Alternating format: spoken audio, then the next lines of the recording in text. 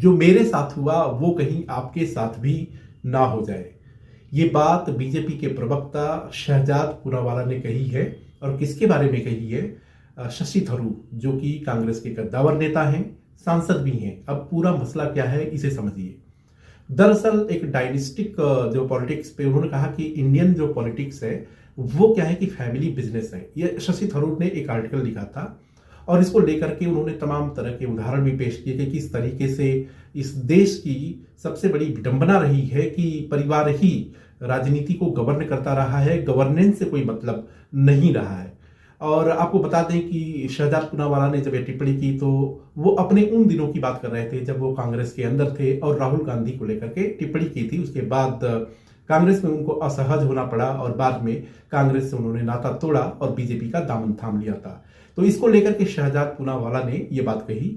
अब जब शशि थरूर ने ये सारी बातें कही तो उसके बाद कांग्रेस के नेताओं की तरफ से रिएक्शन भी आया। खासतौर से राज्यसभा के सांसद प्रमोद तिवारी ने कहा कि देखिए, सबसे बड़ी बात है कि पंडित जवाहरलाल नेहरू जब इस देश के प्रधानमंत्री बने तो वो अपनी योग्यता के दम पर बने।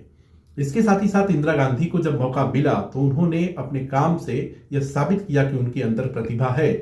राजीव गांधी को जब मौका मिला तो उन्होंने भी अपनी प्रतिभा को मनवाया। और सबसे खास बात है कि गांधी जो परिवार है उसने देश के लिए शहादत दी। तो इस तरह की बात करना कि जो फैमिली बिजनेस है इंडियन पॉलिटिक्स वो सही नहीं होगा। और जो फैमिली के लोग हैं वो किसी भी चीज के लिए जिम्मेदार नहीं होते हैं, जवाबदेह नहीं होते हैं, ऐसी बात नहीं है।